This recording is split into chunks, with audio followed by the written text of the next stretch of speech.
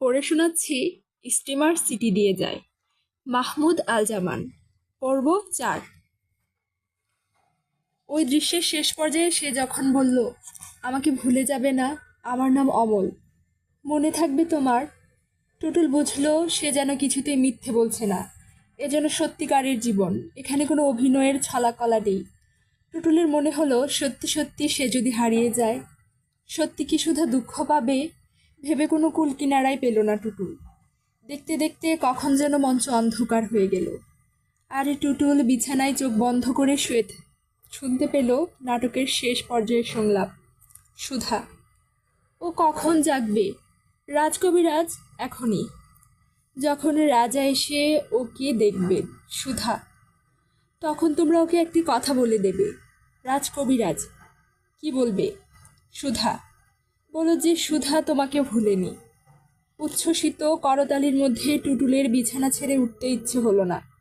নাটকের শেষ সংলাপ এইমাত্র আউড়ে গেছে বিনা আপা, আর যেন কিছুই করার নেই। টুটুলের মনে হলো কি যেন এই মুহূর্তে শেষ হয়ে গেছে, এতদিন যত্ন করে বুকে পুষে রেখেছিল, এই মুহূর্তেই আর মাত্র কটা দিনের প্রস্তুতিতে সব শেষ হয়ে গেছে। ভারী পাথর বুক থেকে সরাতে পারল না টুটুল। ওকে ক্লান্ত দেখালো খুব। আহসানের মা এলো মঞ্চে। বিনা আপাকে দেখল টুটুল।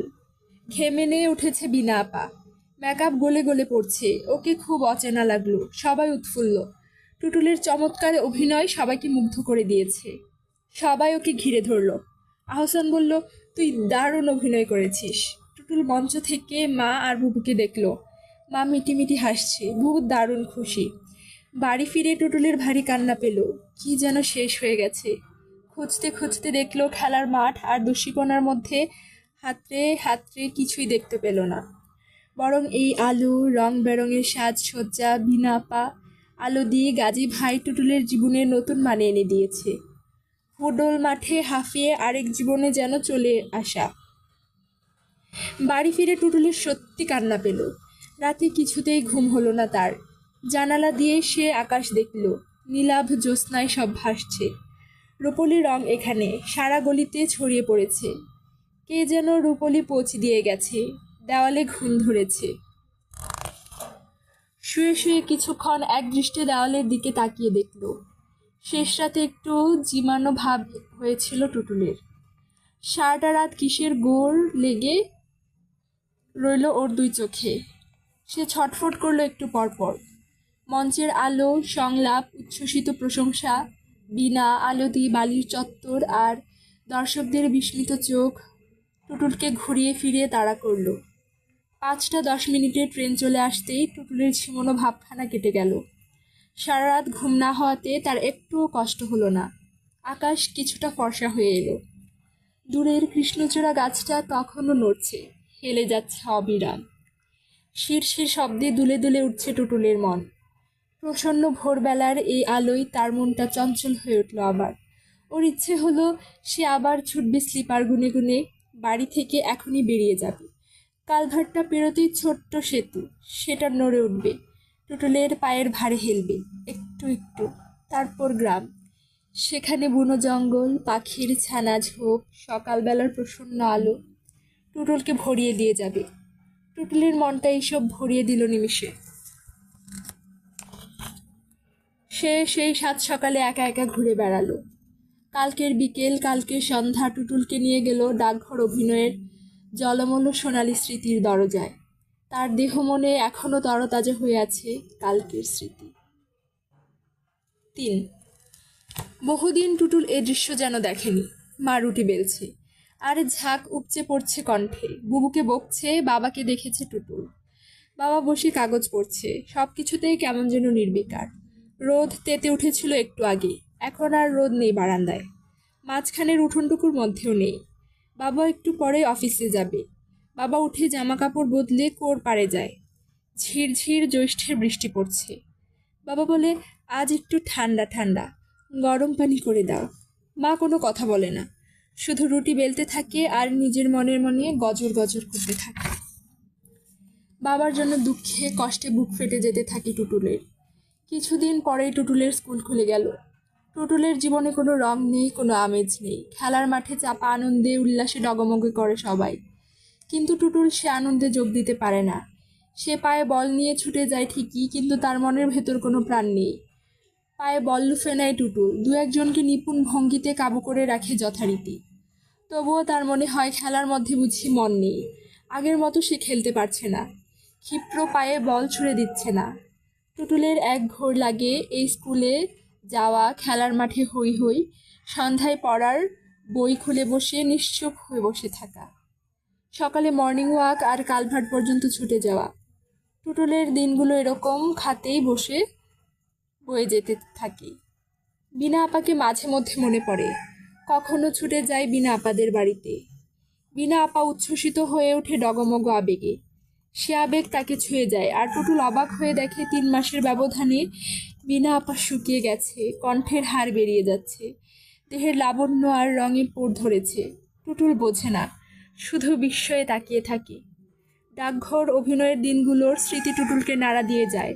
স্বপ্নের আমেজের মতো সে স্মৃতি জড়িয়ে থাকে, কিছুটা ভাষা ভাষা, কিছুটা উজ্জ্বল। কোনো কোনো দিন আহসানদের বাড়িতে টুটুল জমিয়ে গল্পগুজব করে, ক্যারাম খেলতে বসে। পুরো বাড়ি ওর কাছে নীল আলুর মতো মায়াবী লাগে। বিনা আপা কবিতা লেখে, আহসান টুটুলকে পড়ে শোনায়। আহসান ছবি আঁকে হিজিবিজি, নাম রাখে অদ্ভুত। টুটুলের এখানেও আরেক বিস্ময় কেবলই দুলে দুলে যায়। বড় বড় কাগজে আহসানের খেয়ালি মন রং আর তুলির আঁচড়ে এমনই জমজমাট হয়ে ওঠে যে টুটুলের মনে হয় এ আহসানকে সে চেনে না। খেলার মাঠ অন্য কোন মানে নিয়ে আর আসে না এখানে। খেলার মাঠ অন্য কোনো মানে নিয়ে আসে না আর এখানে। একদিন বিকেলে প্রবল বৃষ্টির ঝমঝম শব্দ টুটুলের ছেলেবেলার স্মৃতি জাগিয়ে দিয়ে যায়। চিড়ে ভাজা খেতে খেতে সে আহসান আর বিনা আপাকে ছেলেবেলার গল্প বলে। গোল হয়ে বসে পড়ে তিনজনে। টুটুল এমনিতেই ভারী লাজুক, কথা কম বলে। বাইরের প্রবল বৃষ্টির ঝমঝম শব্দে টুটুল নিজেকে খুলে দেয়। পদ্মা নদী আর হালিশপুরের গল্প করল টুটুল। 4 বছর আগে তারা গা ছেড়ে এসেছে ঢাকায়। তবুও টুটুল কিছুই ভুলে যায়নি। ধানি নৌকো, পানির ছপাত ছপাত শব্দ, চাঁদ উঠলে মায়াবী রূপালী রং ধরে পদ্মা চিকচিক করে, কখনো জোয়ারে প্রমত্ত ঢেউ আছড়ে পড়ে। টুটুলের ছেলেবেলার সেই হালিশপুর পদ্মা নদীর তীরেই যেন উজ্জ্বলতা পেয়েছে। হালিশপুর থেকে পদ্মা যেন কত হাত দূরে প্রবল স্রোত ছুঁয়ে যায়। চাঁদনি রাতে ডিঙি বেয়ে ছুটে যায় এ গায়ের দামাল ছেলেরা, ছল ছল পানি কাটে আর সাঁতরায়। পাড় ঘেঁষে স্টিমার যায়, ডিঙি দুলতে থাকে নদীতে, শিরশির বাতাস বয়ে যায়। টুটুল সেই ঝমঝম শব্দে প্রবল বৃষ্টির মধ্যে সুন্দর গল্প করে, নিজের স্মৃতির মধ্যে কোনো রং লাগে না। বিনা পার আহসান মুগ্ধ বিস্ময়ে শোনে সে গল্প। ওরা পদ্মার মতো দুকুল বিপ্লবী ভরা নদী দেখেনি, ওদের চোখের সামনে ভাসতে থাকে নদী। সেদিন সন্ধ্যায় ফিরে এসে টুটুল নিজের ভিতর উসখুস করলো অনেকক্ষণ। পদ্মা নদী আর নিজের গায়ের গল্প করে টুটুল নিজের ভেতরের বেদনাকে উস্কে দিয়েছে। ছোট্ট গা হালিশপুর, ধানের ক্ষেত চারিদিকে ঘিরে রেখেছে। দক্ষিণে বয়ে গেছে পদ্মা। বাজারের একটু দূরেই ছোট্ট স্কুল। স্কুল থেকেই দূর থেকে চেনা যায় সেই স্কুলটাকে। ছোটদের কাকলি স্কুলে সারা দুপুরে ভরে রেখেছে। রাতে টুটুল ঘুম ভেঙে অনেকদিন শুনেছে স্টিমারের বাঁশির সুর। ছোট্ট খোকামণি তখন টুটুল স্টিমারের বাঁশি শুনেছে আর নিজের ভেতর ছটফট করেছে। বাড়ির উঠোনে দাঁড়িয়েও স্টিমার দেখা যায়, গাছের পাতার ফাঁকে ফাঁকে। এখন এই সন্ধ্যায় নিজের গা হালিশপুরের জন্য তার ভারী দুঃখ হলো। নিজের সেই গা বা গ্রাম হালিশপুর আর স্রোতের পলে পলে পদ্মা নদী সে কতদিন দেখেনি। পদ্মা দুরন্ত পদ্মা দেখল সে মনে মনে, নদীর তীর ঘেঁষে সে ছুটছে। জেলে নৌকা সারি সারি এদিক সেদিক যাচ্ছে। রূপালী ইলিশ নৌকোর পাটাতনে পড়ে আছে। ভোর ভোর আলোয় সারি সারি পালতুলো নৌকা দেখছে। কোনো পালের কাপড়ের রং কাদার মতো হয়ে গেছে, জীর্ণ পুরনো অনেক পাল, ছেঁড়া আর তালি পড়েছে অনেক পালে। টুটুলের হালিশপুরের এই দৃশ্য চোখে পড়তেই ভীষণ কান্না পেল।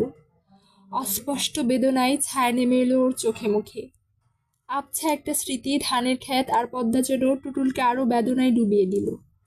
আজ বিকেলে ঝমঝম বৃষ্টির মধ্যে বিনা আপা আর আহসানের সঙ্গে গল্পে একটা কথা সে ইচ্ছে করেই বলেনি। টুটুল কেন বলেনি নিজের মনের ভেতর এই কথাগুলো নিয়ে নেড়েচেড়ে দেখলো, সেজন্য খুব খারাপ বোধ হলো তার। নিজের অজান্তে এমন একটা অন্যায় করা সে কিছুতেই সহজে মেনে নিতে পারল না। কেন সে অন্যায়কে প্রশ্রয় দিয়েছে ভেবে দেখল সে। তার বুকের মধ্যে গুড়গুড় মেঘ ডেকে উঠল। পদ্মার মেঘের মতো আর পদ্মার ভাঙনের মতো শব্দ হলো ধূপধাপ। চোখের সামনে সে দৃশ্যটা আবার দেখল, আবার, বারবার। এমনটা আগেও দেখেছে টুটুল, তারপর ভুলে গিয়েছে। আজ আবার দেখল। কেন সে বিনা আপা আর আহসানকে এই দৃশ্যের কথা বলেনি? টুটুল ভাবল, ওরা ভিটে মাটি ছাড়া ওদের বাড়ি 4 বছর আগে ঝুপঝাপ শব্দে আস্তে আস্তে নদীর মধ্যে চলে গিয়েছে।